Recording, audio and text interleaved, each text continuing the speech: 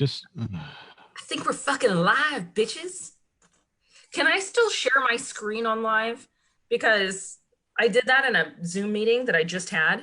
And I was like, am I able to share my screen on these? And they were like, yeah. And I was like, okay. And so I did the screen share. I went on and I brought it up. And then I did the screen share of the picture of the big black guy with the huge dick.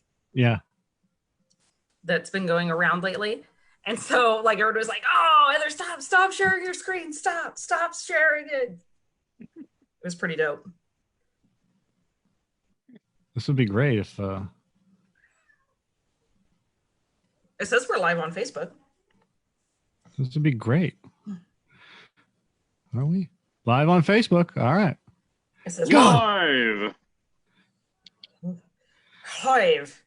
You got to say the magic words, Joe. Cocktails in.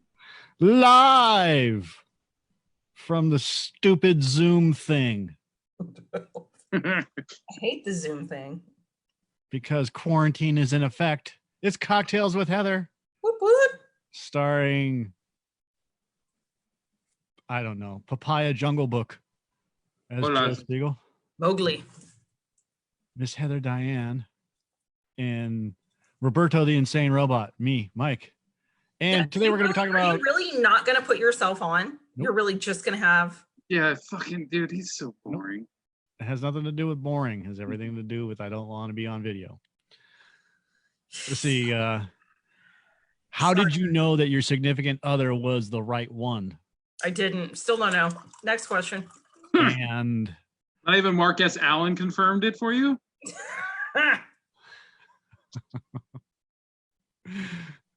Heather's wine review plus whatever else we decide to talk about.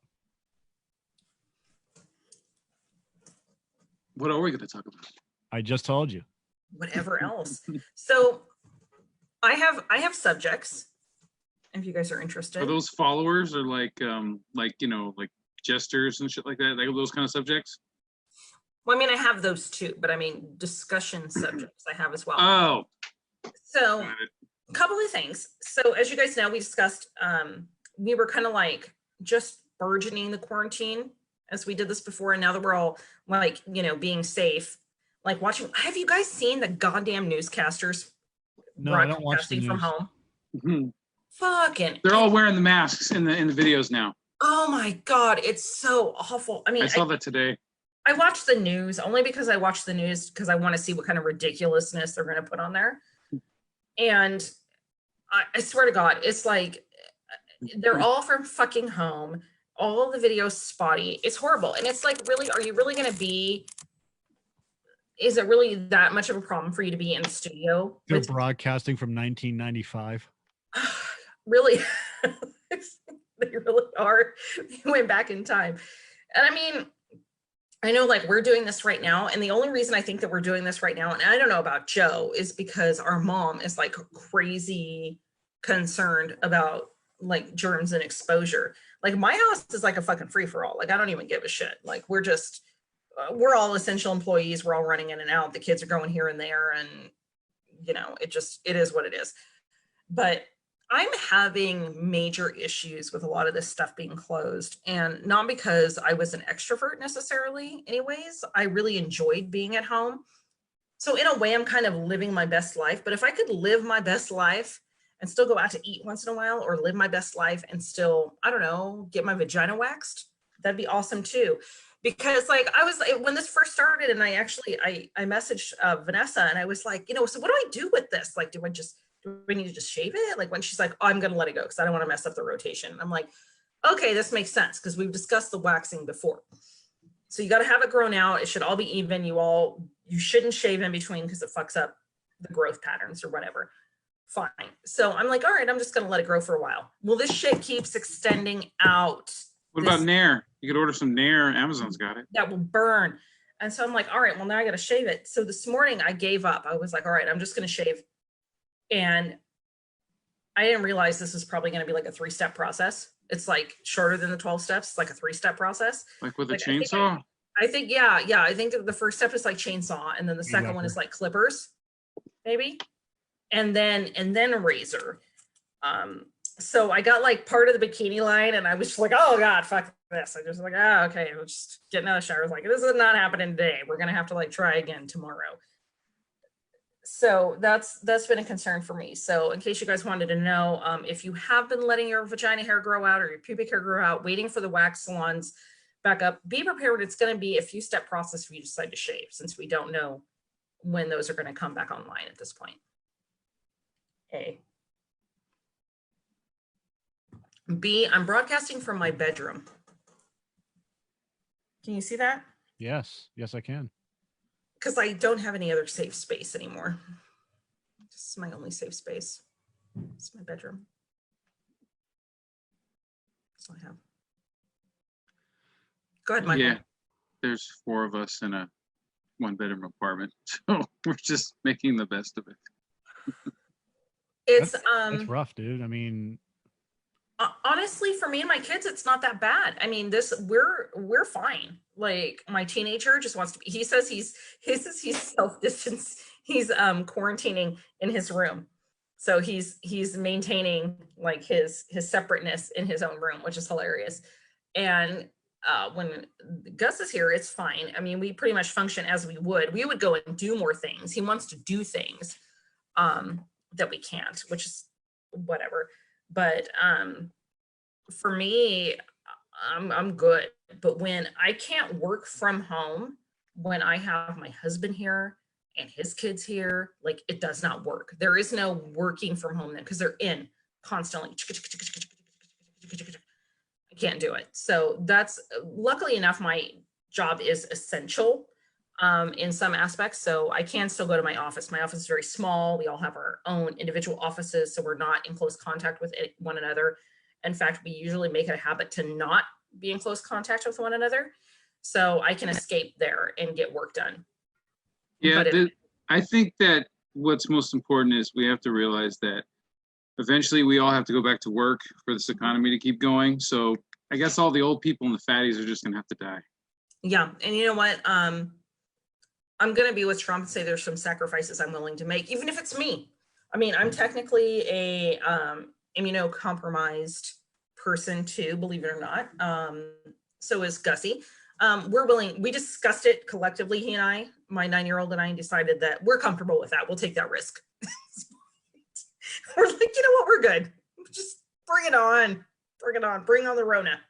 I'm waiting for Mike to chime in because he definitely has an opinion about this when it's him and I talking on the podcast. So well, and he's super immunocompromised. I mean, he's in like the most fragile of groups, but he's also a working employee as well. Yeah. As an essential worker. So I mean, he's both sides of the thing. But yeah, it's really fun. They're like, this is so fun. Who's gotten their motherfucking movie check from the government? Oh yeah, I already got that done. You did? I got it 2 days ago. Or 3 days ago now, actually. I got it like Monday morning. I haven't gotten mine yet. In fact, I've gotten like nothing yet. But I did go on to the like, where the fuck is like the where's my money? Where's my money? It's my money and I want it now. It's like the shipping tracker, like the package tracker, but for your stimulus check. And it said they didn't have my deposit information, which is weird because I put it on there, but we have owed money the last 2 years. So I went on and fixed that. So we'll see what comes up. But you know, at this point, I don't care how much it is. I'd be happy with an extra $30. I'll take it. I'll go fuck. I had the same problem with the check thing in regards to it. When you go in and you type in your information in the IRS database and it says, no update available at this time. And so I was doing some research, and of course, Philip DeFranco had an entire thing about the stimulus check, and it's affecting millions, 20 million people, 30 million people, or some shit like that. And the person, the big talking head for the IRS essentially said all the same shit that's already on the irs.gov website. Oh yeah, he told the line. Yeah, in regards to why you can't access your information. but you sure as hell can go to the other page that they have and put in your information, and all that stuff if it works. And then they also said that it would be updated later on today. So I went and checked around 5-ish or 6-ish just to see if they had actually updated the website, and nothing has changed. So they don't know what the fuck they're doing. It's the government. This whole thing is just scattershot, man. We talked about this on the podcast last night. It just seems like they're just throwing shit at the wall and seeing what they might do and what this affects what, and then they're just like, I don't know. Let this guy talk now. Not necessarily for the IRS. I mean, you got to remember they printed 50 million checks in the last week, and that is way above what they can actually handle. But here's the thing that's going on: when this stuff should have been taken care of 2 months ago, in preparation for anything like this happening. Yeah. And this stuff, the information, the checks and everything else, that was, a week and a half ago, 2 weeks ago, whatever it was. I thought it was pretty quick for them. Yeah. So the turnaround time plus getting a website going, let's face it, it's not that easy to get a database going to be able to put in sensitive information on top of checking your information and not getting the wrong information, because that's also happening. Money's going into wrong accounts. People are not getting their full checks. Hey, to watch the world burn. Yeah. Just because this is our first time doing this on Zoom, are you aware, Mike, that every time you speak, it just shows a blank screen? It shows my name. Yeah, I just want you to know. I see the picture. Yep. I have not on my Facebook feed. It just says it's a black screen. And it just says Mike Madden. That's it. That's it. That's all that matters. That's he is. He's the man of mystery. Yeah. All right. What is everyone doing this quarantine? Just exercising, reading books, masturbating. You know what? I have discovered cocoa butter lotion. It's beautiful, isn't it? It's smooth. It's very smooth. Yes. No more dry handies for me. Mm-mm. Going back to my teenage years. Not for you. I think that's what my son's doing. The honesty is just too much. I'm working, so yeah. There you go. I'm working in homeschooling. That's what I'm doing. Yes, Mike's working with this partition that goes up about 3 feet from the floor, and then that's it. Yeah. It's not even that. It's so Heather's been into the store. Yeah. So the counter where this partition is roughly about 2 feet wide, give or take. Okay. And it's about 2 feet tall, maybe. I mean, the counter is about 4 feet tall. So yeah, so it's a little less than that, right? So you're protected from COVID positive midgets? Yes.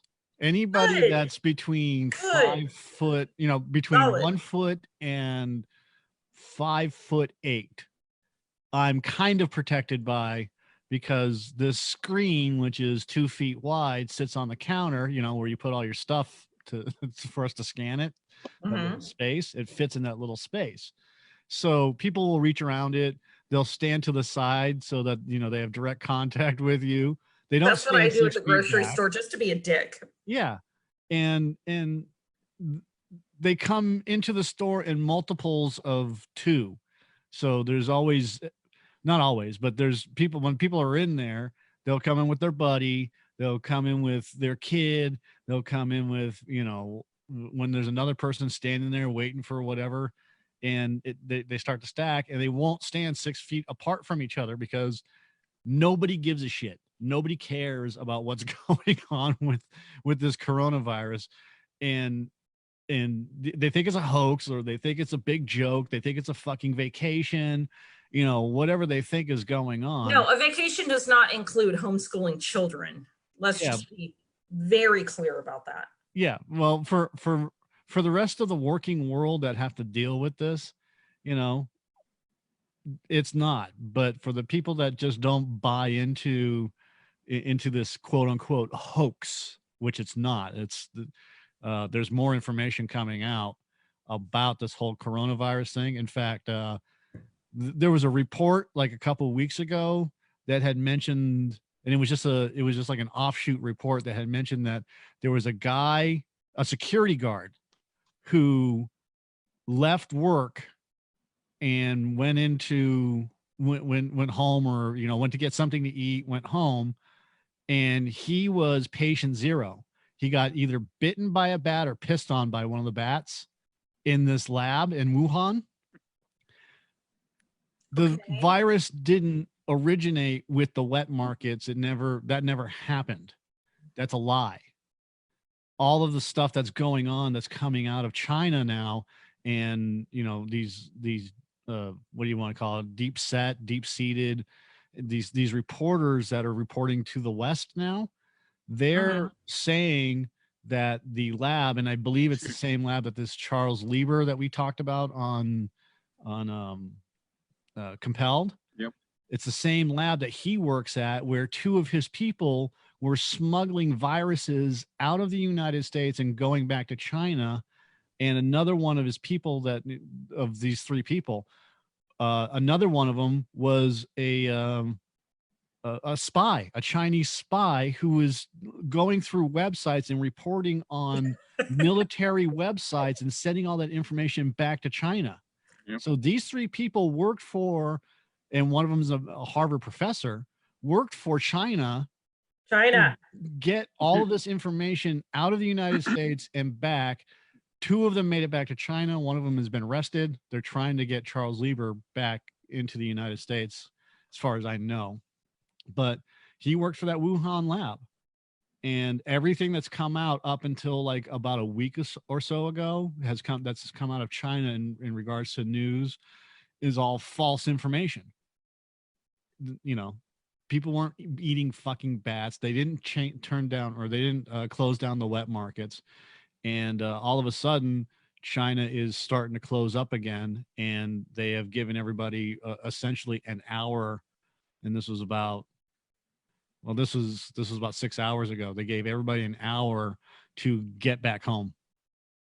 Hey, Nacho has a couple questions. The first one is, why can't he see any of our ugly faces? And the other question is, Mike, do you think that China secretly attacked Merck? Merca.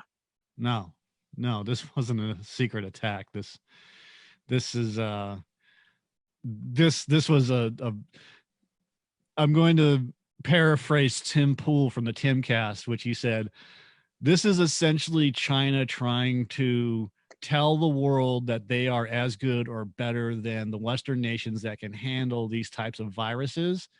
And they were doing research on the virus, and they basically Three Stooged it and fucked up. There was a big accident like Chernobyl, not as big as Chernobyl, but it was a big fucking accident. So you drink about that. And this dumbass, there's always one person that is the pillar, the domino effect guy that ends up releasing it, like in the Blob or fucking Godzilla or any of those. Or Return of the Living Dead Part 1.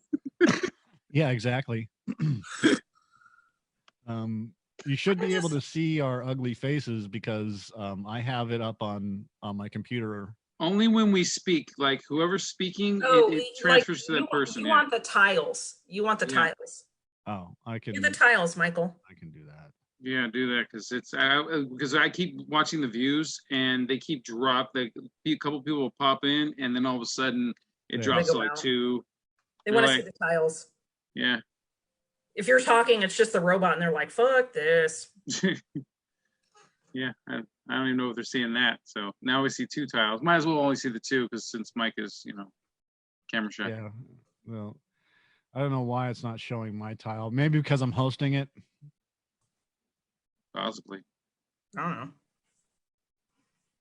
So, I don't know. All right. So I have 9 million conspiracy theories about all of this, as you guys, I'm sure, know. I love a great conspiracy theory or Bigfoot or whatever. So, I mean, I have my own thoughts and opinions on this, but my whole get up on this is we're all going to fucking get it. Eventually. It's coming. Yeah. So what am I doing here? And it isn't so much for me. Like I said, I'm good. I can Netflix all fucking day. Like I can lazy like a motherfucker. Like I've read 2 books in the last week, man. That's Gus. Gus has read 2 full Harry Potter books in the last like week. He's my son Kendrick. He's on the end of Chamber of Secrets right now. Yeah. Oh, we did the Prisoner of Azkaban. Kabam. Well, we emphasize ass when we say it, Azkaban. And so he's letting me watch them with him after he reads the book. So he wants to, he's doing it appropriately. He's reading the book first. That's how you do it. And then he wants to watch the movie. So I have all the movies, of course. So as he finishes the book, we're watching the movie. So he's on Goblet of Fire right now. So, I mean, there's a lot of like reading and everything, but like, I mean, I feel bad for him because he's missing out on school and not even so much the learning because fuck the new learning. I mean, anyways, but the social aspect of it. And like even summer camps, like his enrichment stuff, like his music camps and stuff like that, those are all being canceled at this point. So, I mean, that's the part that bothers me. But as far as anybody else like being out and about and how they're going to catch it and how they're not going to catch it, like I don't really give a shit. Oh my God, Michael. Holy butt fucking hell. You what sexy bitch, you. All right. Yeah. You just gave up your take your glasses off, Clark. Take your glasses off, Clark. Those beautiful peepers. But I can't see anything. You're all blurry. I had to start doing that, believe it or not, a couple of times with my phone. I had to put my glasses on. I'm like, fucking hey, I'm old. Like that's just the way it is. Like, dude, I'm improving every day. Don't mind me as I keep pouring. I was 2 vodkas in before we started this. Shit, I got some drink up in the cabinet. I should go get some. I got some Fireball. I got some tequila. My bar is expanding exponentially, and it's actually I'm almost getting to the point where my home bar is kind of close to where it was in years past. Is that a vibrator? Please don't do that on air. Oh, it's my coffin. God damn it. Oh, Lord. But like. So some of our viewers, if they caught on the live right now, or if they haven't, I've been doing quarantine cocktails. So usually around happy hour, I've been doing where I mix drinks with my old bartending skills and kind of showing them how to make them or just giving them different ideas of stuff to drink while they're stuck at home, considering alcohol sales have increased by like 300%. So I've been doing that. My home bar is like massive. So, but even at that, I'm just drinking wine. I think your home bar is comparable to my movie selection. Maybe. Yeah, I've got about 1,500 Blu-rays and DVDs. So, I'm actually I need to change where my bar's at. So I'm swapping out my cookbook cabinet, which is also large, a great collection, to I'm going to put my home bar in there. You're upside down. Michael, you're upside down. He always is. Jesus Lord. So it's been really awesome though. I think we've been getting really good reception on it. And I've been posting on the cocktails page and a YouTube because I've had a lot of people saying, I want to share this. I won't make my personal shit public. So I put it on YouTube so that they can share it to other people. It's been pretty good. It's been going on like 2 weeks now, Mike? Yeah. Almost 2 weeks. The last one, every time you do, like I was going to say, why don't you make a Moscow Mule? But you did that already. You did it. That was a couple days ago. I did the mules 2 days ago. Today did the breezes. Tomorrow is a birthday dinner for one of the kids. So I'm just doing a family tradition drink that was requested. And then, but Saturday's going to be fun because I'm doing Mai Tais. Mai Tais and zombies. Oh, very nice. What you should do is like multiple wine mixer type things. I don't know how many you've done already, but like one where I put wine and shit. Yeah, just I did one. The very first one is because I looked it up and it was like a rosé lemonade. It was a rosinade. And that was how I got started on the kick. I was like, let me just, if I'm going to make this to try it, everybody should see this. And then there you go. Like now it's continuing. but I do have some that I want to utilize. So I'm going to be looking at how to use Chardonnay. I have a sponsor. I saw that. I have a sponsor. Hey. Alcoholics Anonymous? No, they don't sponsor. That's why they call it Vocal Alcoholics Winery. Anonymous. Vocal Cellars. They're in Geyserville. So full disclosure, it's a guy that I know. He sent wine out to a few people. He saw I was doing the live versions that I mixed stuff with wine. So he sent me 4 bottles. I'm drinking tonight the Pinot because that's difficult to mix anyways. And I wanted to get a feel for the wine because I haven't had it yet. So because we had steak tonight, I chose the Pinot. But I've already been looking up a couple of Chardonnay drinks because he sent me a Chardonnay and 2 bottles of rosé. So I'm working on that. Did you intentionally have the cat face on that glass perfectly lined up so that it just right in the middle of the screen, like you were advertising that glass intentionally? Yeah, that's why she did it. To advertise a glass. You don't know. People have their own things, man. My he wasn't advertising a glass. My look daughter, at my kitty cat. My daughter picked this out for me. It says "Crazy Cat Lady." I think it came from my dollar store because I have my cat wherever the fuck you went. So she actually brought me. She filled up a wine glass and came out down the hall and said, "Here you go, mommy." And the glass she picked out, so it was very cute. But yeah, that's a whole nother story. My cat. I don't know what we do with my cat. I ordered a cat DNA test. Why? I'm fairly sure my cat is part Maine Coon cat. Fake pussy. And they get giant. So I want to be prepared. Did you just do that in the Trump voice? Fake pussy. It's fake. It's totally fake. I gotta test it. Pussy. Nope, that's not what I want. I can't wait until I get my pint glasses I ordered from Trump.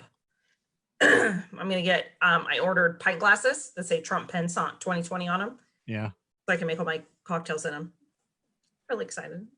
It's a totally fake glass. Mm-hmm. It's an awesome glass. It's not fake. Awesome glass. It's gonna be the best glass you've ever had. It's the best. It's better than all the rest of the glasses. All the other glasses that you get. It's a fantastic glass. And I'm supporting China. Totally. It's made in America. China. Look at that Wuhan crap. No Wuhan in this glass. No Wuhan, but it's lots of Wu-Tang. So I don't actually have, as we talk about wines, I don't actually have a grocery outlet wine review. I haven't been to grocery outlet. I've been trying to limit how often I go out to the market, and not because of the pandemic, because I just don't want to fucking go. But tonight I am drinking the Vocal. Hopefully I'm saying that correctly. Cellars that was provided by my friend Dana. And I'm not sad. It's obviously leaps and bounds above grocery outlet wines that I normally review. So that's nice. It's just a really good, this is a 2016 Pinot Noir, and it worked really well with the steak and the artichokes and everything tonight. So I'm just continuing, I'm just rolling that motherfucking train as we go. So I have links to it on my pages, and then also I should, if Instagram ever fucking uploads my videos, I'll have a link to them there too. But that's what I'm drinking tonight. Do you want to smell it? Do you want to virtually smell it, Joe? Here, watch this. Watch. Wait, here we go. Okay, put your nose in it. No, you got to go the other way, Drew. Well, on my screen, it's God damn it. No, my screen, it was that too. Okay, go the other way, Joe. Does that work, Mike? Yeah, so Joe. I go always. Other shoulder. Other shoulder. There you go. Now look up. No, look up. You got to point your, there you go. Vamos bush. So they're out of Geyserville. So, the first thing I thought of is they must have been hit by those fires that went through, but this isn't too smoky. So this is obviously before the fires went through. So it's a 2016. Yeah. And it pairs well with steak. Because it's a red wine. It's a Pinot, and usually those are a little bit lighter. They're not as heavy as like a Zin. They're like a Paradise Limited Pinot. Exactly. It's along those lines, but it's light, but it was light enough for the steak that we had tonight. It was a good pairing because it was very peppery. I make my steak very peppery. So you're one of those people that actually like picks a specific kind of alcohol, like wine, to go with a certain kind of food. Like, oh, rum raisin goes perfectly with Zinfandel or some shit. In my real life, yes, I do. I have a couple of bottles right now that are put down that I have earmarked for certain things. So tonight was a certain kind of steak. It wasn't the night for this, but I have a bottle that's ready for a particular kind of steak. Mm-hmm. I have a couple of other bottles that are ready for certain other things, and I have 2 different rosés that are ready for darker rosés that are ready for stuff. So like, for example, on Easter, even though it was a quarantine Easter, I still made fucking roasted sweet potatoes and Brussels sprouts, ham, macaroni and cheese. Like, I made homemade rolls. I did the whole gamut, and I had a really nice dark rosé with the ham, and that was really good. I mean, I buy $3.99 wines, but I also know how to do them regular anyways.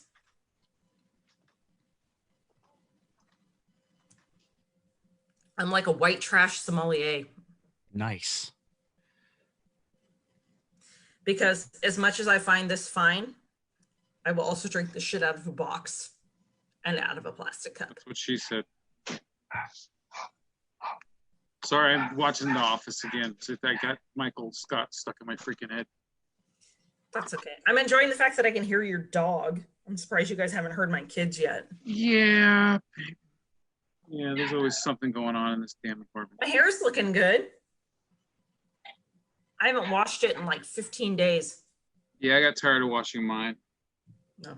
I'm doing this hair training thing where the longer that you go, like, your hair regulates so that you're not overstripping it.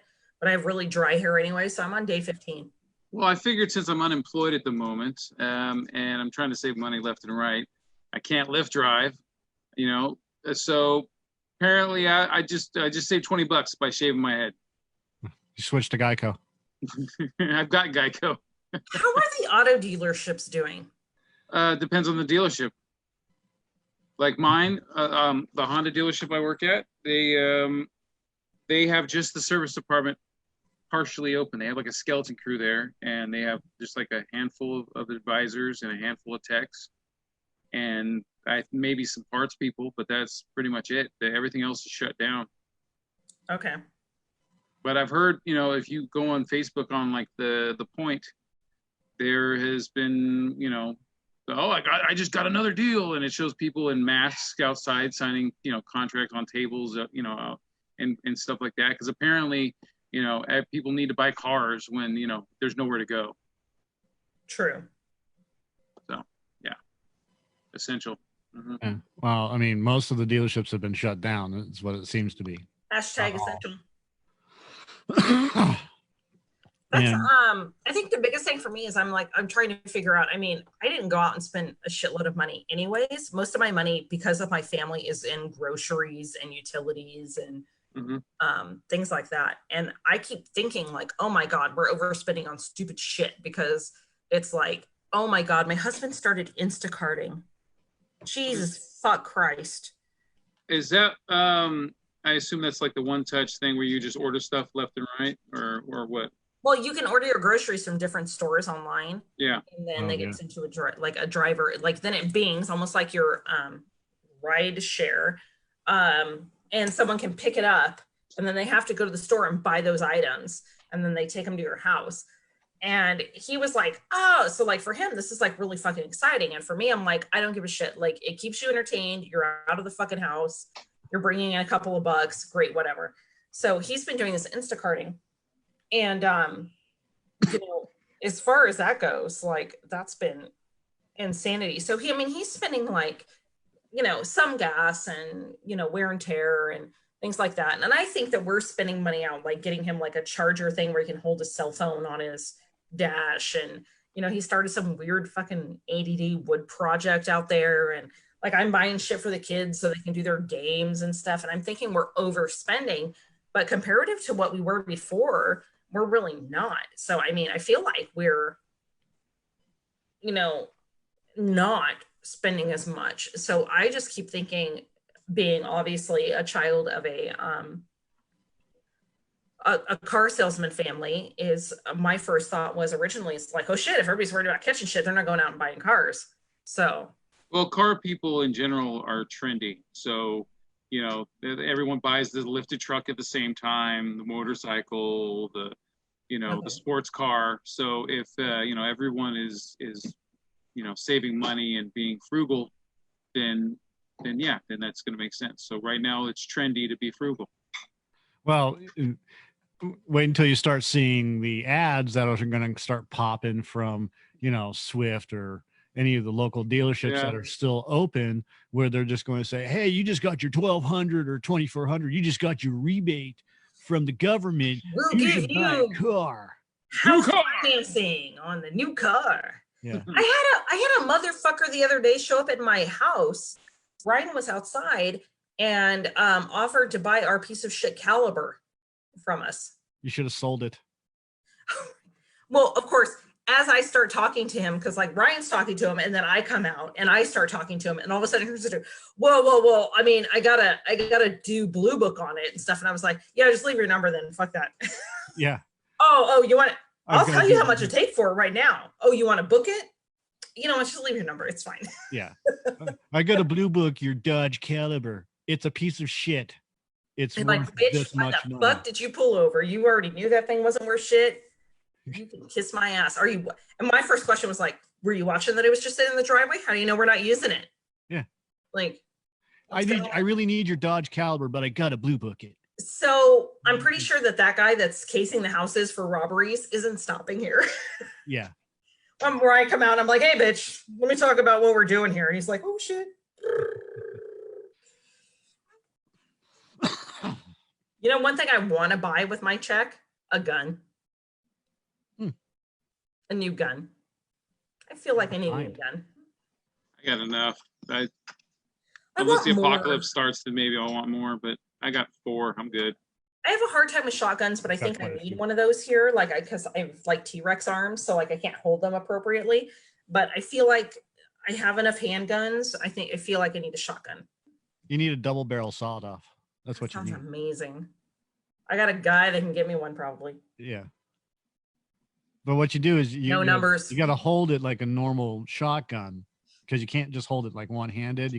So you just saw off, because when you saw look like a midget. Yeah, when you saw the barrel off, right? What happens is that the spread comes out faster in a bigger pattern. So you got to get actually pretty close up to the person to just like right up in their face. Yeah. It's like this. Yeah. So I just downloaded the shotgun app on my phone. Oh God.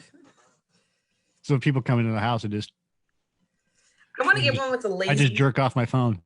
So it's just like in the dark, they see the laser point. Oh yeah. I mean, we've got guns, you know that. I know.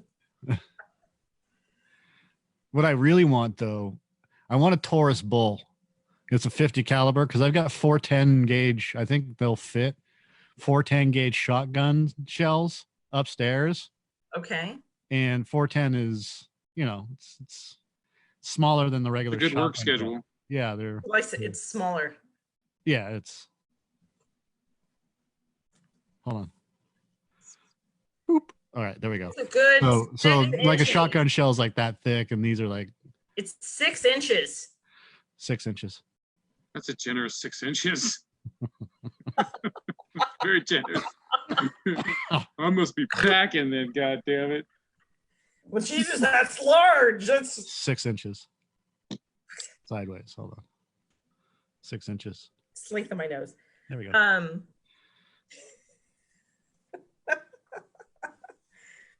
Oh Lord. But yeah, but the Taurus Bull is a 50 caliber 4-shot revolver, and they're nasty. They kind of, you can get them in different shapes and sizes in terms of like, they look like the Dirty Harry Magnums and stuff like that. It seems extremely unpredictable as far as aiming. Yeah, but you don't really need to aim those things. Just hit a general direction. Yeah, if it hits anything on anybody's body, it's done. They're done. It'll just my arm, I bled out. Jesus Christ. Yeah, in the terms of the Taurus bull, it'll shred. Like if you hit somebody in the arm, it'll just take off their entire side of the body. It's pretty awesome. I'm comfortable with that. Yeah, so it'll deter people breaking into your house when they see the stack of bodies. Yes, usually the noise takes care of that. Yeah, I mean, average. So it's a fun noise to make. Well, it's different when you do it yourself from your mouth. If somebody breaks in, you hear me, you're just like I don't think that works the same. Like, but I mean, you could try. See what happens. Did you guys know that there is a shitload of non-gun people trying to buy guns now with this whole pandemic that are pissed off that they can't get one today? Yes. Yeah. The hypocrisy is pretty funny. It's funny. It was one of my favorite news stories. In fact, for me too, I almost shed a little tear. I'm like, oh, bless your heart. One of my bosses, the Jew boss, he came into the office during this whole pandemic, and I may have talked about this during the last one too, because we were still fairly early in the process, and he got paranoid super early with it too.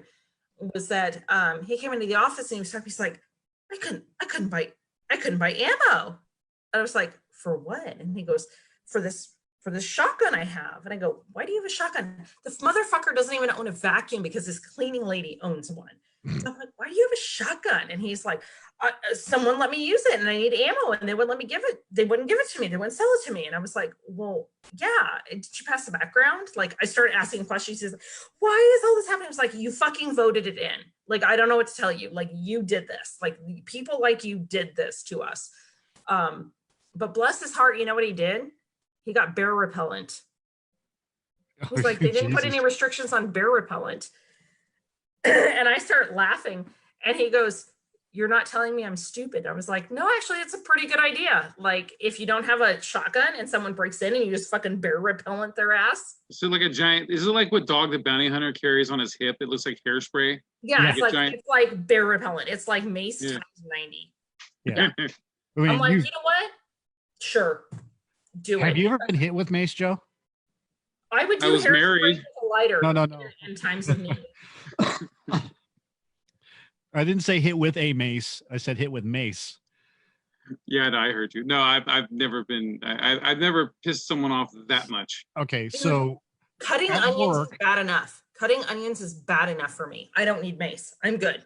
I mean, I might have pissed Nacho enough off when we worked together at Nissan when I took 45-minute bathroom breaks after my lunch break because I hated my job so much. Okay, that's close to mace. But when at Auto Nation, when we were at Subaru, sales guys, Jimmy brought in mace, right?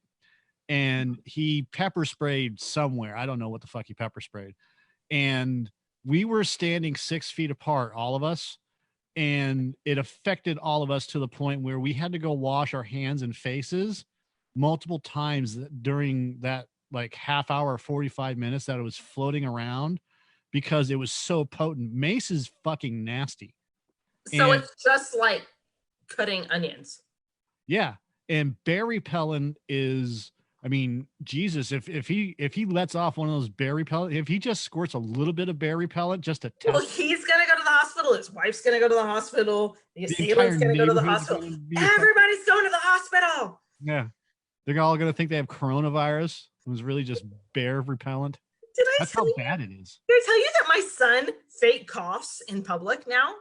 No. Which one? That's the worst. Is he going to start licking orange? The one. Gus does this. Anytime I take him anywhere, he immediately and then he looks at me and goes, no. God damn it. Oh, that's a little fucker right there. So now I was like, you know what? I'm not taking you to the store. You stay home. I'm not you anywhere because you fake cough every God time. damn it, that's funny. You're gonna fuck it up for the rest of us. Oh, so today, I had a coffee date with one of my buddies, and so we met at a place. I don't know if I can say it online. That has like a mermaid as their symbol. Yeah, that's okay. Why can't you say it online? I don't know. I don't know the rules. We met at a Starbucks, but he went through the drive-through. I parked, and I have a camp chair in the back of my car, like I always do. And so I sat on that, and he sat on his tailgate, and we like bullshitted and talked business and stuff like that. Well, as we're sitting there, this like, of course, there's a couple of people that go through and they give us like the stink eye, like, what are they doing? And we weren't even like close. Like I'm in a camp chair, and he's up on a lifted truck tailgate. So like we're like, we had like some distance, anyways. Not that we give a fuck, honestly. We still like hugged, and I mean, we didn't give each other the tongue. That'd be weird, but like we still like we're in each other's personal space. Anyways, and so there's this cop over there, and he drives through one time, and he like kind of looks, and then he goes back, and my buddy looks at me, and he's like, "Do you think that cop's going to come and talk to us?" Because they've been starting to bust like people in Sac County, and I was like, "I don't know." And so like we kind of like sat for a minute, and he's just like me, and so we sat for a minute and kind of quiet, and I looked at him, I was like, "I'm prepared to go to jail for this. Are you?" And he's like, "I'm prepared to go to jail for this too." So if that bitch would have said something, I would have been in jail today. Yeah, between Galt and Citrus Heights, cops have had enough of it. Like their ire is way the because people keep calling and reporting them. So they keep having to go on these bogus bullshit calls that they're just like done. Well, that and these things called sideshows. So you remember in the drag races that they used to have between, the 50s without a cause, whatever else, they did drag down the road and have all these people, just like in the movies, they drop the, I just said Rebel Without a Cause. Like Grease. Yeah. Well, these sideshows have been happening in Sacramento, and there's like 300 people in the crowd. They're just fucking stupid. Well, good. Fuck them. Let them all die. Apparently, in a couple of cases, these sideshows have gotten so out of control that cops would be there, and a couple of the cars sideswipe cops. They've hit pedestrians, they've hit cops. They're just, find another way around. Going to Home Depot. What kind of retard do you have to be to do something like that, knowing that there's a cop watching this entire gathering going on, and they're basically just making sure that nothing gets out of control, but they're trying to disperse everything. Well, anyways, these people that are doing the sideshows have fucked it up for the rest of us, or for the rest of you guys that live down in that area between Citrus Heights and Galt, because now they've had it. If they see you out, like Joe goes out and exercises, right? And they say, hey, you should get out and exercise and this and that and the other thing. But Joe exercises with his family. So that's a crowd. And that's less than 10 people, but they don't want anybody less than 10 people outside. So if the cop has had a bad day, Joe and I were just talking about this last night. If a cop's had a bad day and he sees these guys walking, he's going to fine them each $1,000. And if they give him shit, they're going to jail. And it's bullshit, but that's because of these sideshows that have been going on. They're fucking it up for everybody.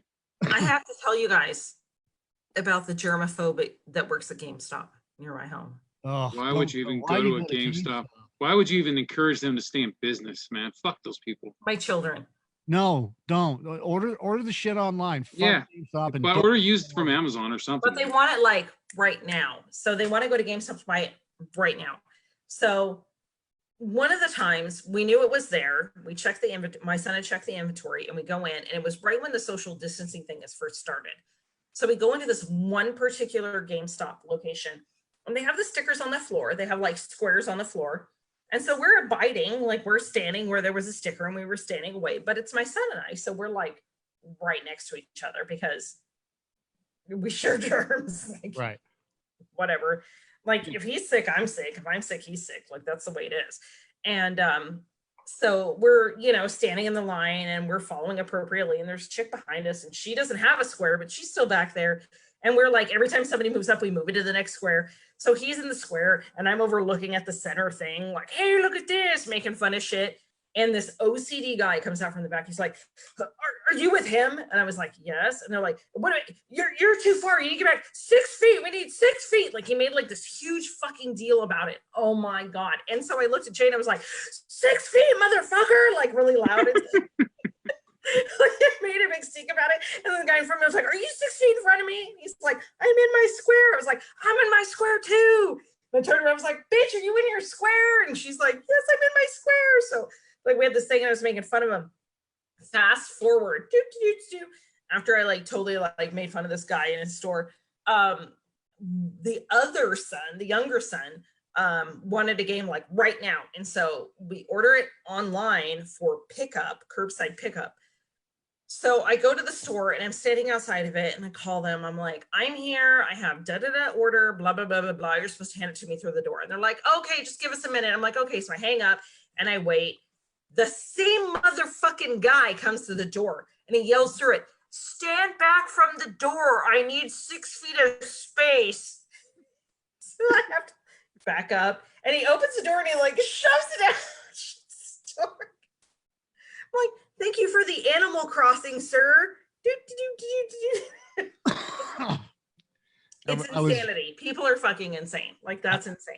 I was waiting for you. I was waiting for it, you know, where you got out of the car and basically you were doing the police standoff thing. Put the package down. That's the package down. He was like through the glass, like, you have to be 6 feet back, man. You have to be 6 feet from the door.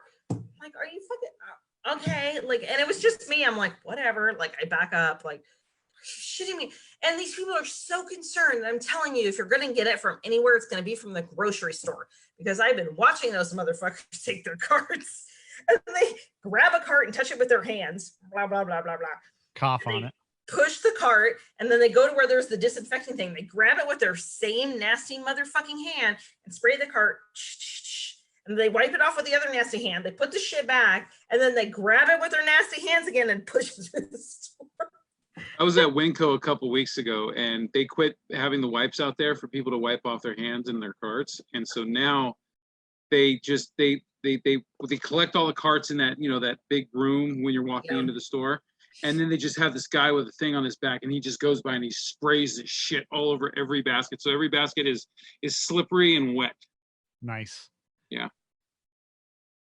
And, better than nothing, I guess. Well, at my work, you know, they have those video monitors where they play. I love it when my cart is slippery and wet. It's always, it's nice. It's Fertile Crescent. When so at, you know, at gas stations they have the monitors where they play, like, you know, the news or clips of Jimmy Fallon or whatever. At my particular station, they have their own little video setup where they're pulling feeds from like Cheddar and their own homemade bullshit TikTok style, you know, recipes and this and that. Well, one of them is, we really care about our customers and we want to protect everybody. So come on inside and use our hand sanitizer before you leave. I see the naked baby in the background. Oh, he's a 15-year-old baby. Yeah. You should take a Still towel baby. and, Hi, babies.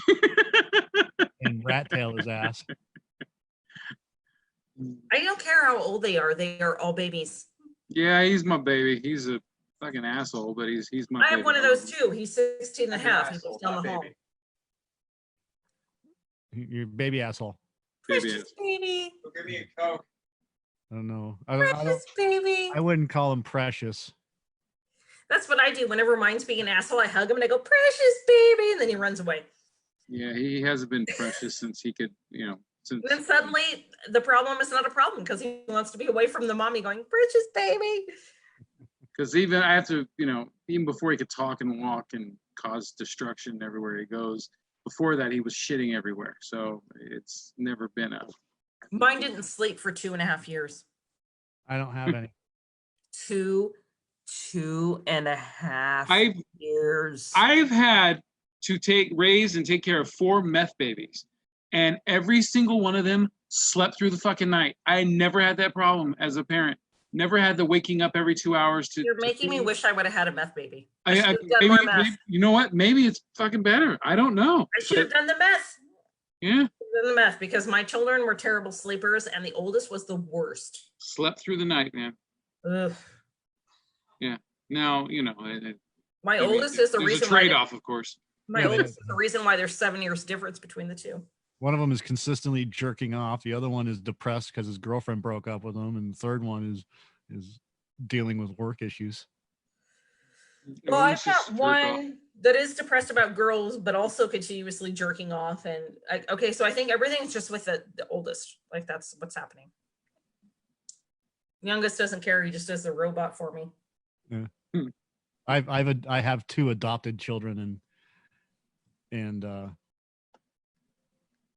one of them I don't even see 99% of the time, and the other one is the other one is in his room all the time, 24 hours a day. And well, I realized my 9-year-old, quite by accident, knows the words to "Wake Me Up Before You Go Go." So ugh. I've been doing something right. Well, that's good. Teaching him right. You know what surprised me is one day I asked him, we were talking about music one day, and I was like, "So, Bubba, what's your favorite music?" He's like, "I like Styx." I'm like, "Okay, which Styx?" He goes, "Yeah, well, he said that, but he's like, what's that album? Like, Welcome to Paradise." Yeah, there's other ones. And so he's rattling off a whole bunch of these old 80s, like Foreigner and Yes and whatever else. I'm like, yeah, my youngest is into the rock as well. I wiped the tear from my eye. I'm like, we're teaching him right. Have you had the discussion between like, even though Neil Peart was an amazing drummer, like actually comparatively there were better bands than that? I think that music is so mainstream music is so shitty now that it has driven my children into the arms of 80s and 90s rock, which I appreciate actually.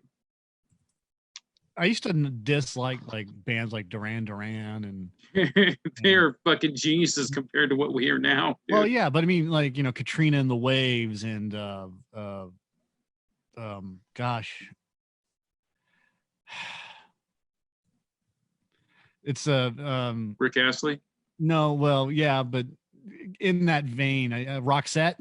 Okay, she's got the look. Like something. Yeah. Who became another band? I can't remember the name of the band yet right now. And so did they become another band? Yeah, I never heard it. Died or yeah, one of the guys died. The lead singer just died like in the last year. No, when Roxette was a band, I think it was Roxette, but it was a band very similar to Roxette. It was a trio, kind of like Flock of Seagulls, and they, when they were together, had like a hit song, and then one of the guys dies, and then they went off and made a new record, a new band, same people, like it's called the New World Order or New World. Oh, you my screen. Are you talking about Division Bell? Are you Division Bell? Maybe, yeah. Yeah, and then the lead singer died. He hung himself because he had depression problems, bipolar depression. And New World Order is something completely different than the 80s bands. Then you have New Order, who did Blue Monday, and yeah, that's it. And I think that's the two bands that were similar, or Division Bell, and then became New Order as well. Yep. But I disliked most of those. I still I enjoy listening to them more now than I did, but I don't have a burning passion to listen to that music. Although Duran Duran stuff is really, really fucking good, but it is. I like their 90s stuff, not their 80s stuff. I admit that Duran Duran is really good. I get their songs stuck in my head a lot, but what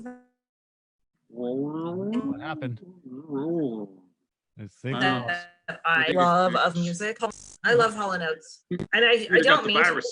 I don't want to. I don't want to like Hall & Oates, but I do. Yeah, well, that's because you're out of touch. And I'm out of time. Mm-hmm.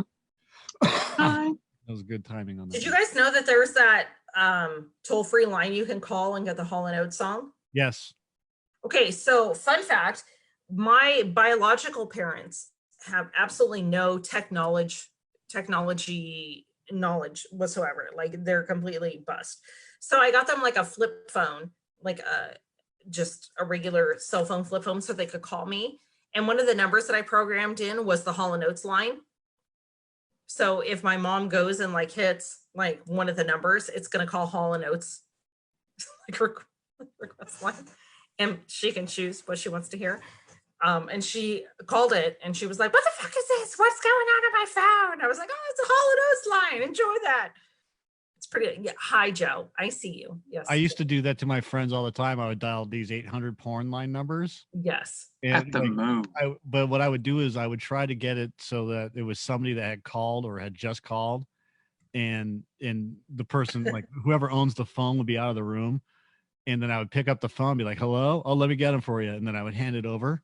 So it would always be, and it would always be that recording, that weird female sexy, hi and welcome to 1-800 ask for ass, you know. But I did it on a consistent basis, so you couldn't do it all the time, and you know, after about a week it got old. So Joe's yawning. Joe, stop yawning. You could hear it? Stop. No, I could literally fucking see you yawn. We're looking at you. Oh, I think You're you on said video. You said who? I think you said who's yawning. No, I said Joe's yawning. Because I'm tired because Yanni is a Yaz musician. Yes, I know about Yanni. Ugh, Yanni. Yeah, he looks like a cleaner version of Rocco from Boondock Saints. Yanni, which is also a euphemism for vagina. Okay. I'm yawning because right before we started recording, I did a half hour of yoga and then I did a 3-mile speed walk. So And took a 4-hour nap. I have not taken a nap. No naps. No capes. Oof. You're pulling an all-dayer? I did. I took a fucking nap. I didn't. I can't. I try to take naps sometimes, but I also can't sleep a full night anymore because if I lay down for more than 6 hours, it kills my back. So I usually wake up and I'll make up the time later. You know that I have like the apnea machine, right? We've talked about this. Like I have the CPAP, the APAP that I put in my, like as like a nose mask. Yeah. And I did use it last night and I got it used for like 5.5 hours, which was great. And I have had no nap today. I'm on an all-dayer. Have you experienced headaches before you started using that? Yeah, but I also experience them after too sometimes. Because like if you, I know that I used to have sleep apnea before I lost a bunch of weight, and there would be times where I'd wake up in the morning with a fat headache. I wake up with a fat headache sometimes too. Yeah, and it's because your brain is actually struggling to get oxygen. I think mostly it's because of the hangover. It can be that too. You know, the funny thing is because it tracks my sleep. If I've been drinking heavily and I wear the mask thing, I actually have less incidences overnight than if I don't drink heavily. You know what'd be great about those CPAP machines is if they could register your blood alcohol content too. Ooh, that would be good. Or bad, depending. Yeah, either way. So you know how drunk you still are when you wake up before you go to work. So before I have to leave in about a half an hour to take my daughter right to work. We have a subject. Yes. So what was it? It was about dating during the itis, or what was it?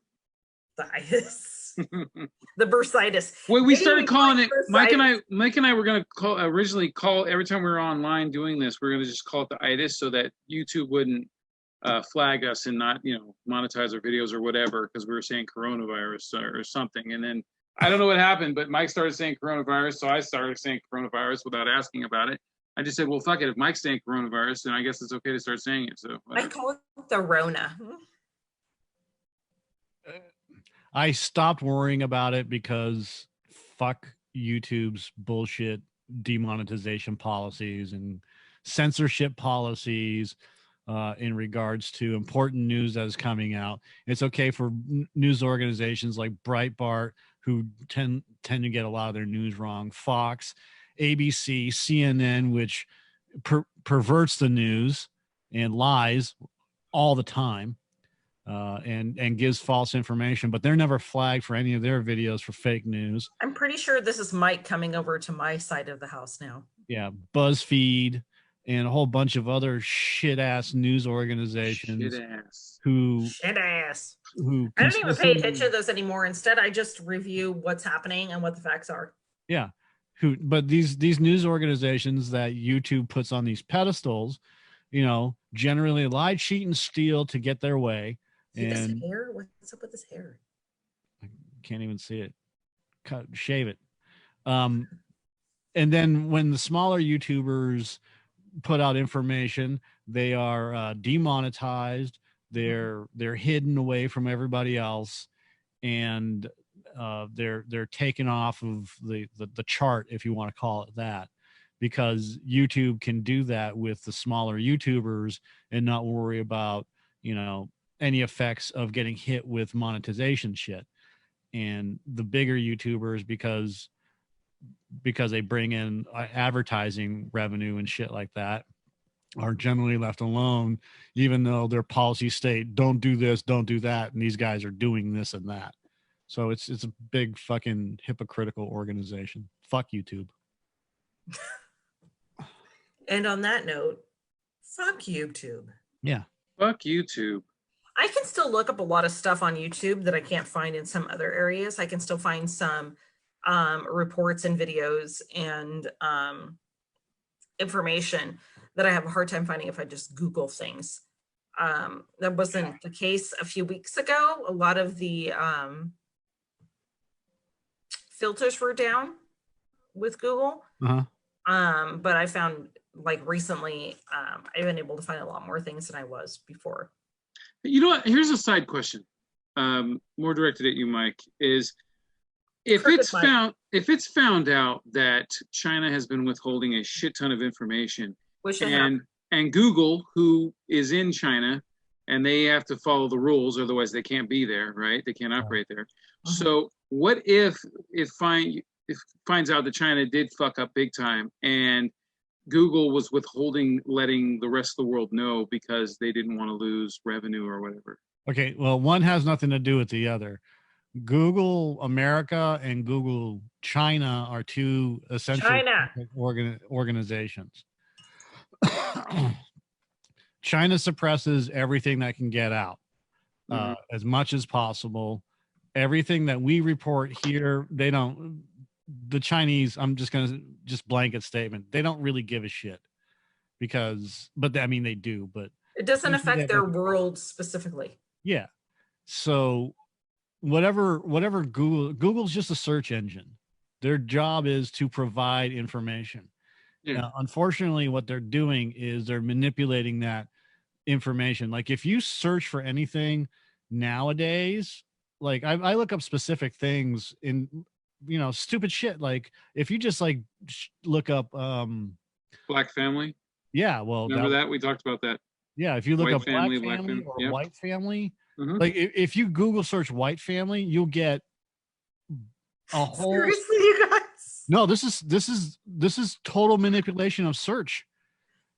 Yeah, if it was just look up and click on images of white family. You won't get images of white family. You'll get images of everything, including gays, and there's nothing wrong with it.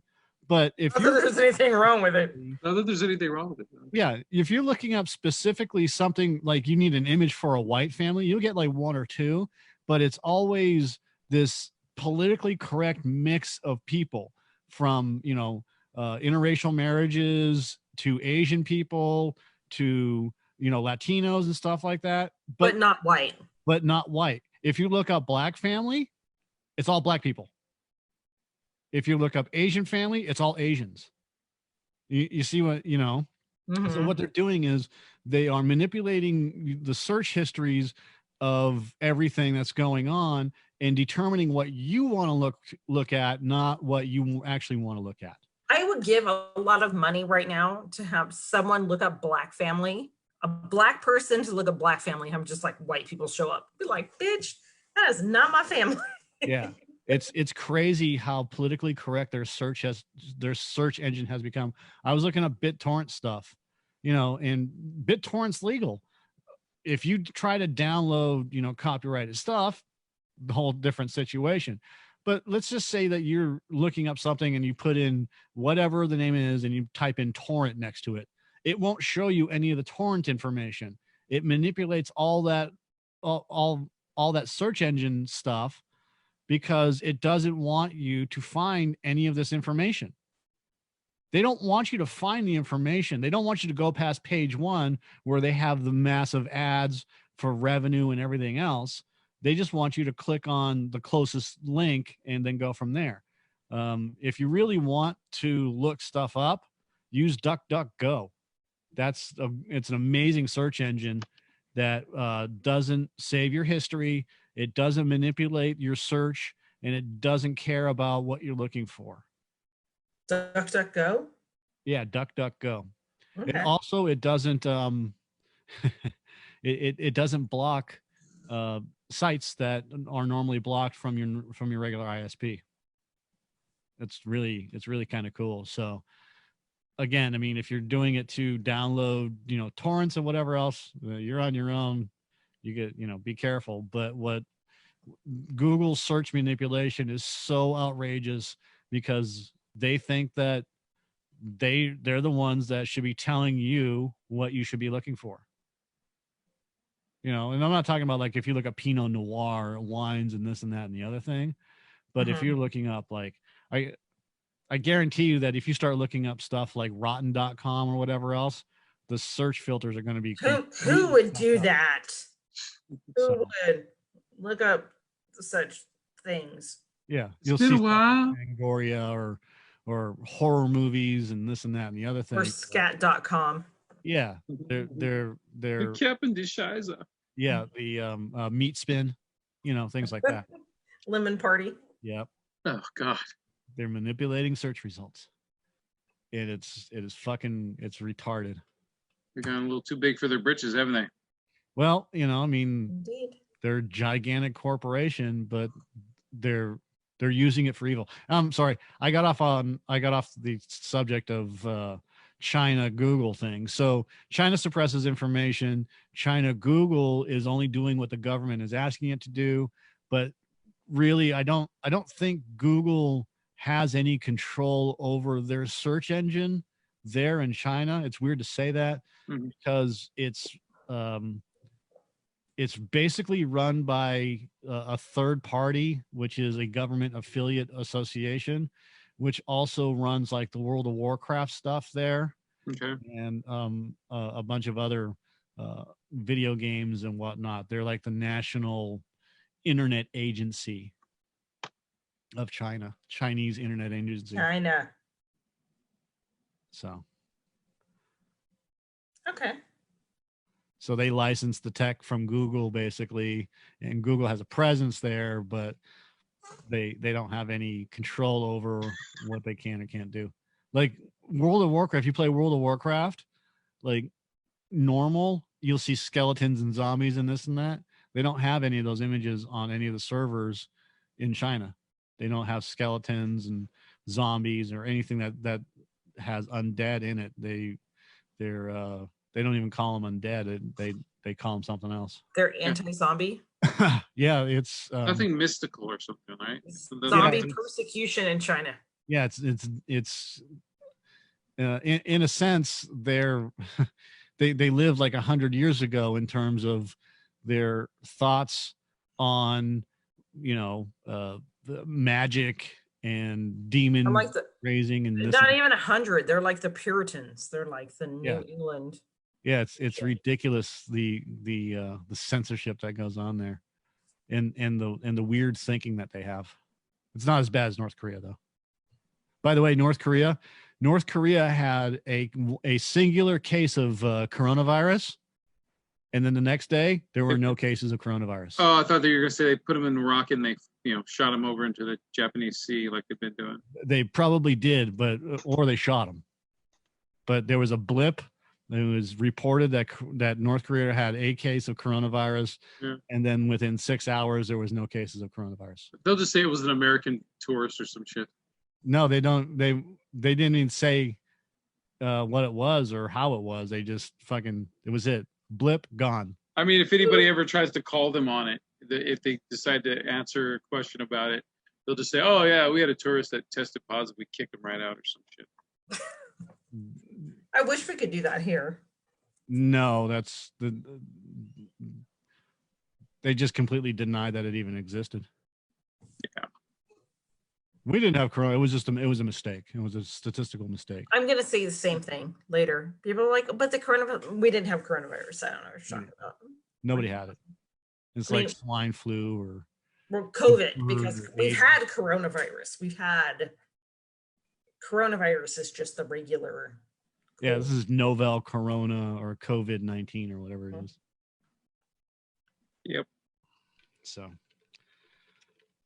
didn't we have a question? No, Nacho had a comment. He said that you said, how do you know your significant other is the one? Who asked that question? Michael. I did way at the beginning of this podcast. Talking about what to expect, but we never even got into it. I mean, okay, to be fair, we've all been in quarantine. We're dealing with this very large pandemic that is an issue. This is the first time we've all gotten together since there's been a lockdown in place. This is. Have you ever heard of an apocalypse where you had time to actually sit around and be depressed about it instead of fighting for survival? No. Instead? Can I just go right to the fighting for survival? Yeah. I didn't even know that this was an apocalypse. I mean, it could be a precursor to it.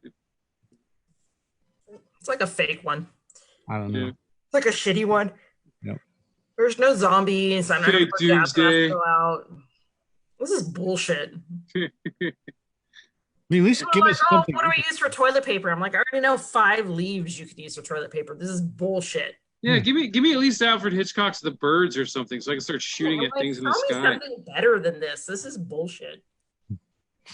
The Birds. Yeah. I could still buy milk. But no, it's got to be a twist. It's not just the birds. It's the birds, but they're all the finches. They're all finches. Yeah. If it's gonna be on Sci-Fi Channel, it's gonna be called the coronavirus. Yeah, exactly. Yeah, they're all finches, and they all make you walk backwards. The Coronado or whatever they're gonna call it. Coronado. The Coronado. Crows spread it. It's the coronavirus. Yeah. I swear to fucking God, dude. I cannot, even with this bullshit right now. It's ridiculous the way that people aren't taking it seriously, but it's ridiculous. Why are you still sideways? To fuck around. Sideways. Yeah, I think he figures that people wouldn't be able to see what's going on with his face and in the background if it's sideways. No, it's just I wanted it sideways. All right.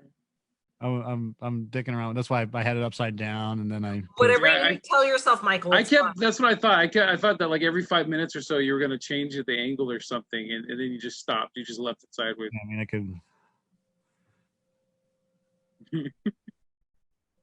could put a picture there. I could do a whole lot of stuff. That hand's where he put his dick. No, that's my right hand. All right. So, significant other. Yeah, when did you know? The one. Joe, how do you know your significant other is the one? Have we not done episodes about this before already? I've had 2 relationships in my life. One of them was a marriage. That's it. There was no the one. There's never been the one. There's been someone I worked with who I will not name on this that I worked with that I could see that person being the one, but they were in a very happy relationship. Why? I don't fuck with people. Because she was someone who fit on every level. Like everything about her was so goddamn cool. Like, well, okay, but how do you know? Apart from she fits on or he fits on levels and this and that and the other thing, I'll give you what I'm talking about. Okay. My ex-wife. I knew that she was the one because every time I was around her, and I still get this feeling with her anyways, it's always going to be like that. But every time I was around her, I felt, and it's kind of weird to say this, but butterflies? No, complete. Okay. A safety zone, warm, I don't know how else to put it other than a piece of the missing puzzle. You know what I'm you saying? felt content around her. Exactly. You didn't need for more than just being with her. That was it. Yeah, and that's essentially how, and then of course she is the she's the one that I'm going to stack everyone up against anyways, right? She's the bar. So what it comes down to is when you've met your significant other or someone that you really like, that's what I'm talking about. How do you know? Have you met, or are you still looking? And this goes out for everybody. I mean, it's one of those things that I realized years ago I have to work on myself, and if it falls into place, it falls into place. But I'm done letting my loneliness dictate my decision making when it comes to getting into relationships. I just, if it happens, it happens. Otherwise, I don't have time to fuck around. Does that make sense? No, because that wasn't an answer to the question. That I don't know how. Those are the one. I mean, did you? I mean, have you had it, or are you still? You know, what happened.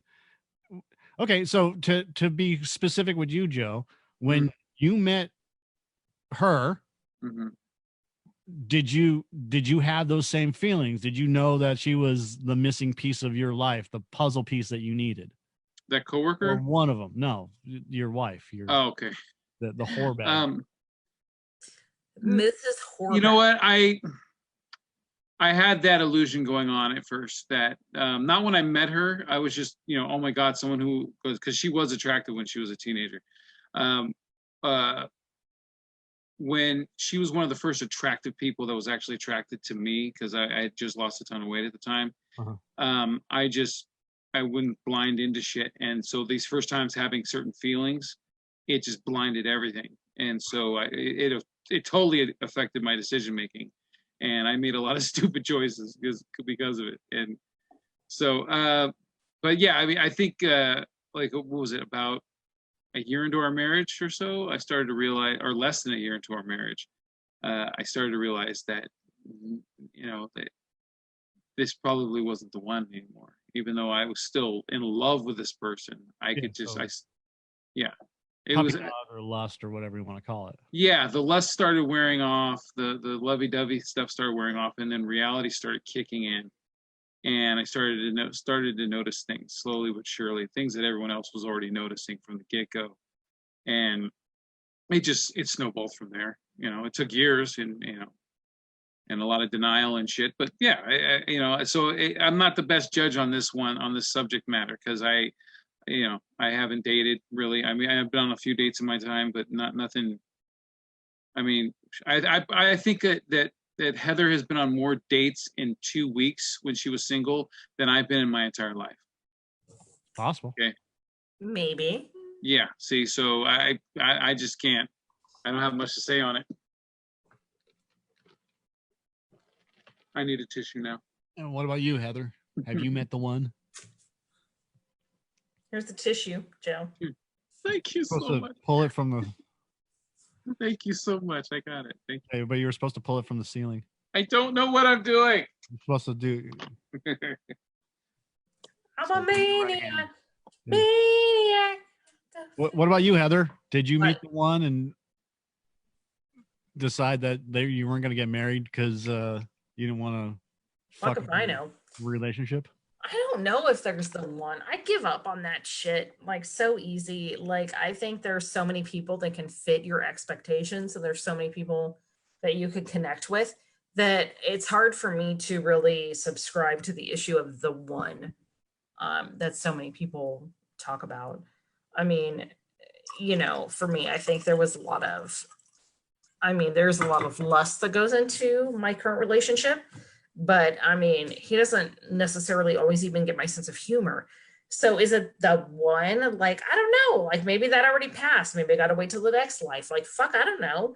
Like, that's just the way it is. But I've always thought there's more than just one, but right. I think there is, and I think it is for different needs. Like, I know a lot of people that connect with me significantly on outlooks and sense of humor and certain things, but I can't even imagine myself with them physically. Like, so that's bad. And they're even good looking dudes. I just, when I think about being with them physically, I'm like, it's not for me. Yeah. Too close on different areas. So that looked like me trying to suck two dicks, by the way. Yeah, I also misunderstand attention from women. Also, like if a woman's talking to me and being nice to me, I used to like wonder, oh, maybe because she's into me, and then it just got to a point where I just assume I'm wrong every single time, and I put a wall up, and I don't. Yeah. For me, differently, completely differently, and I know I have a couple of friends that can relate to this. It's because we're so open and because we're so blunt about things and very comfortable in ourselves. A lot of men interpret that as like, we're just gonna fuck them no matter what. Like, that's just like, oh, we're down to fuck, like, because we talk about that. And I mean, obviously, sometimes that's the case. When I'm single and whorish, that may or may not be the case. Depends on the dude. It depends on the dude. But it isn't always the case, and that's the issue. Is like a lot of people, like you're saying, misinterpret those signals as like, oh my gosh, they're into me, they want to fuck right now, or oh yes, they're into me and they totally want to be with me. Might be different signals, and it's really hard to kind of discern those differences, especially for chicks. It's tough. Dudes have it tough, chicks have it different, because like dudes will be like straight up like, I just don't know if I'm ready for a relationship, and chicks will be like, maybe he's not communicating that correctly, maybe it's he really does want a relationship, and dudes are like, no, I said I didn't fucking want a relationship. There's the communication differences there too, which causes a problem. Oh yeah, I look, I've got shit I got to work through personally. So once I'm back in the dating pool, I don't know when that's going to be, but then I'll open myself up more. But are you really not back in the dating pool yet? I haven't been in the dating pool technically. I mean, except for a couple little bouts on POF or Flirtomatic or whatever it was over the years. Otherwise, Flirtomatic. Oh yeah, it was free, so cheap ass. So, but yeah, until then, I'm just gonna assume that no one attractive wants to sleep with me, so that way there's never a misunderstanding on my part. I know that sounds like shopping in your own store. I understand that question, but ask it like. You say no one attractive wants to sleep with you. Are you shopping in your own store? Shopping in your own department? Are you going upstairs to the furs and the minks and the Burberry coats? You just mean I'm catering to myself? Is that what you're hinting at? Meaning, like, some people have an overinflated view of themselves. So when they say someone attractive wants to sleep with me, maybe you're looking like here and the point spread, and you're like here. I'm basing it off of a few things. One is me being hurt from a long time ago. I mean, you should really at this point be looking at like what's wide open and what. You're wide open. It's also an insecurity thing, because I'm so used to not being attractive to other people, and then the only time it seems like my vagina is hairy as fuck, I don't feel I'm attractive to anyone right now. And then also it seems like when I was on those dating sites, the only people that were ever attracted to me was pretty much real Linda, trailer trash, chain smoking, nasty bitches, and that's just not for me, dude. I'm not gonna settle for that. I have a buddy that I told him I'd help him with his dating profile, so we might have to work on that. He's also I mean, look, it could be something fun down the road, but right now I'm still on the road of self-improvement. So a relationship You're moving away from the sewer orgy and on. Yes, the sewer trailer orgy is, yes. Not to get too deep into this, but. Ooh, February was the 20-year anniversary of that. Oh, nice to bring Ooh, now that he's keeping track. But you have an underinflated sense of ego, Joe. Oh yeah, I'm aware of it. I am. Trust But me. you're also a guy that needs to stop saying, I have to wait, I have to wait, I have to wait. One thing at a time, this and that, a little bit at a time. You want to accomplish stuff, you've got to take on more. You got to put more on your plate and be able to deal with what's on your plate in a balanced sort of way. But the more that you just keep putting things off, you're never gonna get to what you want to do. So essentially what I'm saying is you're feeding your head this nonsense of wait. Stop waiting, start doing. And you've already started doing with the weight loss, but you focus so much on that one thing. Exactly. You focus so much on that one thing that you're not allowing yourself to do anything else. Yeah. And that's going to bite you in the ass, dude. It's something that I can see you do that, but it's something that you're not really.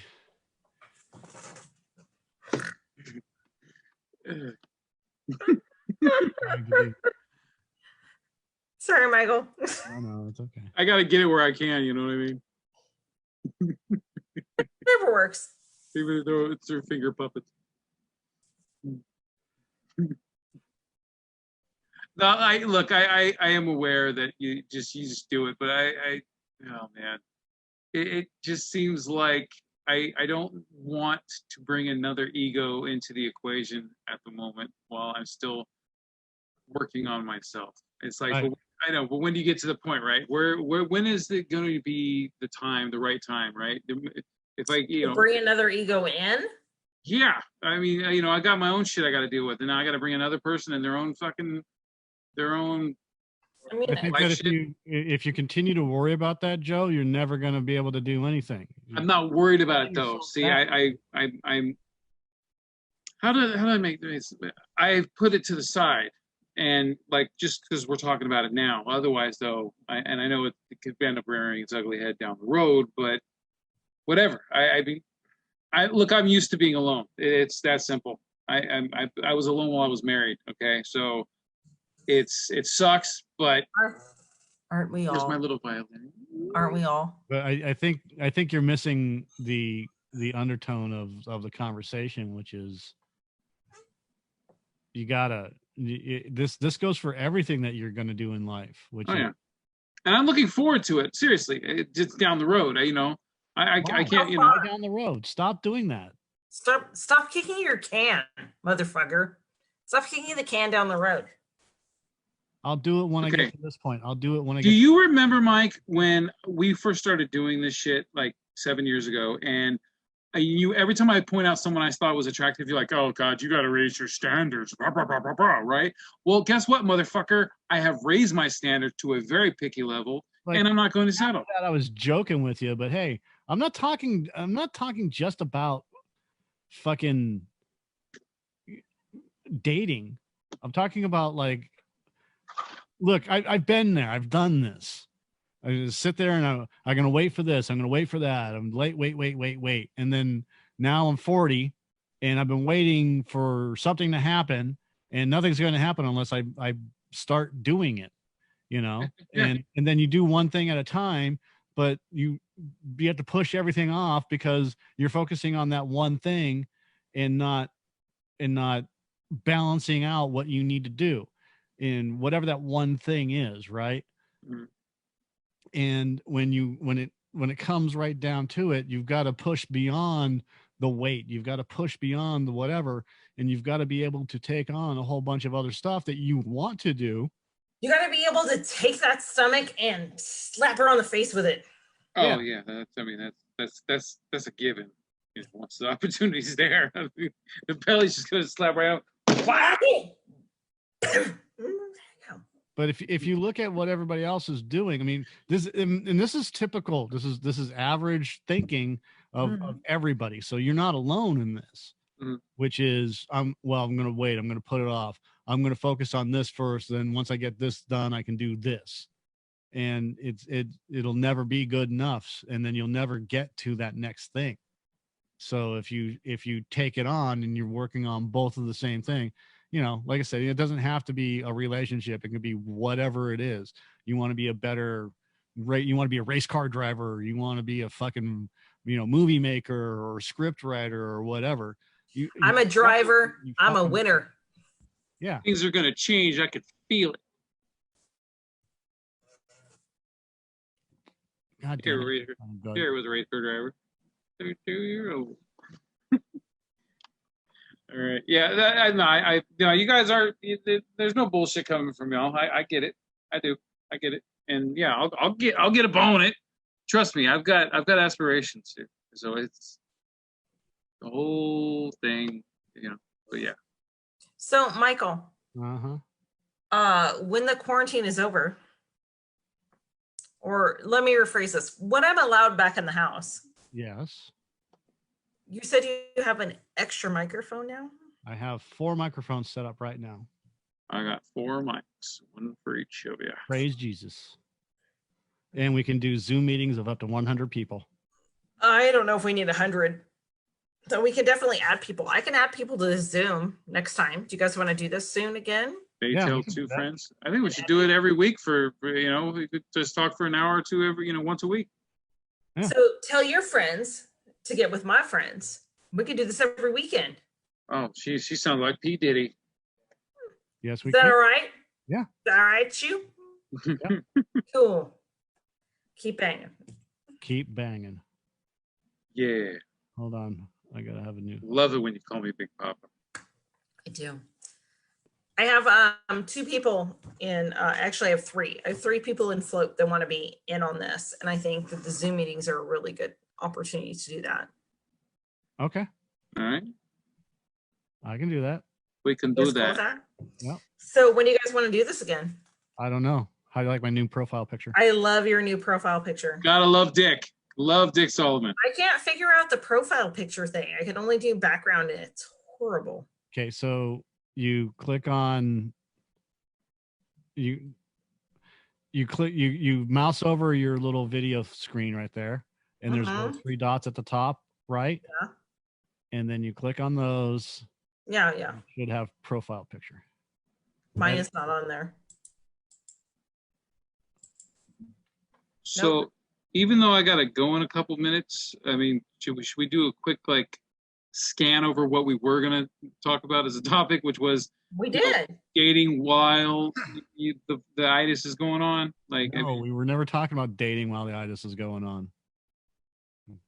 The topic, which I sent the text to you guys, was these are the 2 ideas. But the first one I really wanted to talk about, which was how do you know your significant other was the right one for you? The second one was just kind of up in the air, but we never got to that because we're not going to be able to do 2 shows. Okay, got it. So not tonight. And then dating under quarantines, I think it was more of a joke than anything else. But because how do you date? Well, and actually, that's an issue. That's an issue that's come up with a couple of people that I know. They're still actively attempting to date, but they are trying to meet people and still on various dating apps, but they're in quarantine. So they're trying to learn how to work around that, which to me is hilarious because it's a lot of dudes having to actually write messages. I mean, aren't people worried about STDs anyway? So I mean, what's this, just an extra thing on the menu? Yeah, I don't know. The extra thing could be death. I can't do a lot of online. You ever heard of Black Cloud? My beaver is hairy as fuck, but I mean that's me. Nobody in the last 30 years has gone on a casual date. In fact, I think in at least remembered history of the last 100 years, has gone out on a date with somebody and had to worry about catching something just on a date, like going to get coffee or whatever. We're not talking about, banging. Oh, okay. So my first dates end up usually in bed. So yeah, but I'm just talking about a regular casual date, a meet and greet, if you want to call it that. I don't think anybody in the last 100 years has had to worry about catching a fucking disease and then, ending up in ICU. As opposed to the Rona. Yeah. Oh, yeah, you were in San Francisco in the 80s. No. Or San Francisco at any time because they shit on the fucking sidewalk. Yeah. Yeah. Yeah, you're right. Just saying. They shit on the sidewalk. I mean, I could be wrong. But But you're I not. don't think I am. Anyways, that's all I got for tonight. All right, that's all I got for tonight. All right, But, watch you out guys for want to do this on a the weekly basis? So next week, I think we might be able to introduce, if we're doing Zoom again, which I assume we will be, an extra player. Woo! Oh, damn, she lifted the Who I eyebrow think when it she is? said that.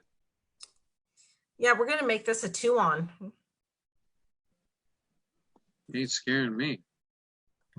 Like, should I be concerned with who it is or With me? No. Clay? No, Clay no, would be no, no. I will warn you amply before I put Fucking my animal precious- carcasses my on the screen. precious baby Clay on. I will warn you. God love him. He is a 50-50 mix between the Cat in the Hat and Beetlejuice. Yeah, he may be the dude that pushes us over the edge to getting like 1 million views. You know what I'm saying? Yeah, you're not prepared for him yet, but I am willing to put him on anytime. I need to make sure before we put him on that he has the Taking his bipolar meds? I don't care about that. The technological capability to get on. Yeah. If he I can go to his house and we can stream together too if he's not. I know he's not afraid of the corona, so I'm not concerned about that. But I can even go to his house if need be. But let's get this one person on next week, and then we'll put Clay on the following week. Sure. Yeah. Good. There's everybody's welcome to jump in and just send a message to. And people can jump in live because I think Michael's monitoring it, and so is Joe, and I'm not. Yeah, So I've got it up. Are coming in. If they have anything they want to add or anything like that. But right now I have like 3 or 4 people in mind, especially because we're mobile and because we can come in on Zoom. Like I have 4 people right now on docket that I really, really want to get their input on a lot of stuff that I know we could easily zoom in.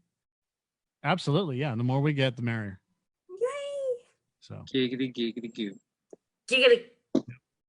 All right. Well, thanks everybody for tuning in. Sorry, we were kind of vanilla tonight. Promise I will shave my bush and feel better about life later. Trying to get back into what is, the new norm, I guess. New normal. What is normal? Yeah, I don't know. I never knew. I don't. It's not me. It's a very subjective term, isn't it? Indeed. Yeah. The 9 to 5 with weekends off. That's normal. For this crazy cat lady. Yep. So right. Bye-bye. Peace. Wait, Joe, wait. Oh. What are you going to say? Cocktails. Ow. That was so horrible. Don't do that again. I don't know why he was speaking into the camera. Will you like the guy from Poltergeist. Please explain why you were talking into the camera. Why did you like the old man from Poltergeist? Oh God, dude, that should kill him.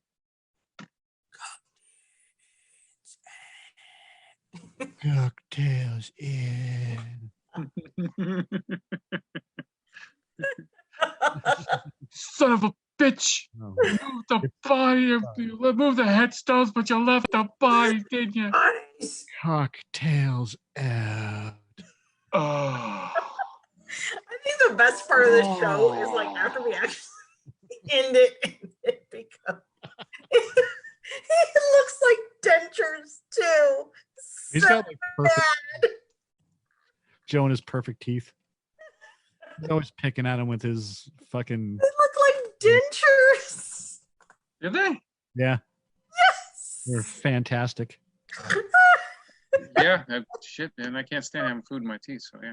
I didn't, but it was funny. Oh, Jesus Lord. Ooh. They're not goddamn dentures, man. Well, you should go and get a pair of fake teeth and then fuck with people. Right? All right. I got those dentures. Take out your dentures. Hey, you dentist. That's scary.